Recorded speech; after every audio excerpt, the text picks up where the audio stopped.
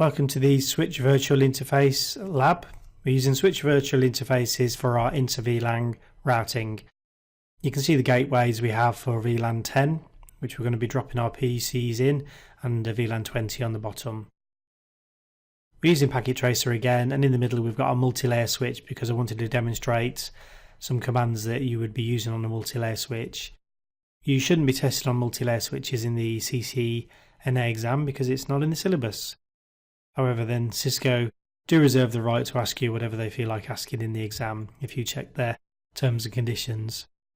So I've logged onto the command line for our multi-layer switch. So this is layer 3 capability as well as your layer 2, which you get with your 2960. It's a 3560 model.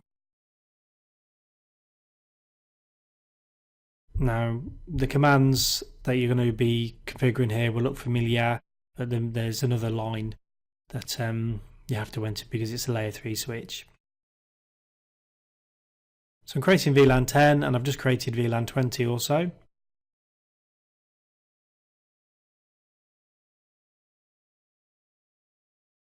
Exit out of there and I use the interface range macro to save a lot of time and typing. Very handy command this.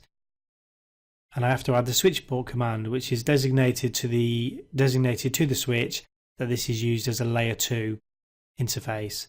If I wanted to use it as a layer 3 interface and actually put an IP address on it, I could. I would type the no switch port command, press enter and then type an IP address. Indicated it's an access port and I want it to be in VLAN 10.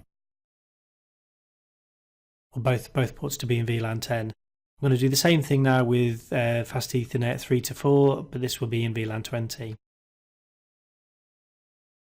Now obviously we've enabled the layer 2 part of the configuration now, but the two VLANs still need a layer 3 capability in order to speak to one another, and this is where our Switch Virtual Interfaces will come in. I've typed interface VLAN 10 and added an IP address to this switched virtual interface, so you can't actually point to it or see it anywhere on the switch, but it does exist on the switch configuration. Now for VLAN 10 I need to choose an IP address in the same subnet as the hosts that are in VLAN 10, and the same for VLAN 20. And then the layer 3 capabilities of the switch will enable the routing, the layer 3 communication between the two VLANs. Now I have missed a command off here, which I'll demonstrate when we can't get a ping to work between the two VLANs.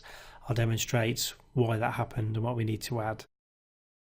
Show VLAN brief will show us the two VLANs that have been configured and which ports are in those VLANs.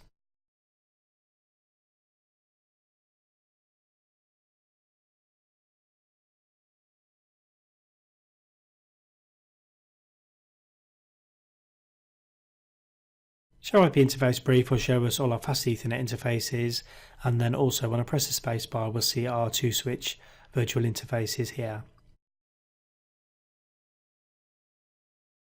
Alright, so I'm on PC 0, which is 10.10.10.10 I believe. And I'm going to ping the next door PC on the same VLAN, which as long as our layer 2 switching functionality is working, which it is, you can see that's worked correctly.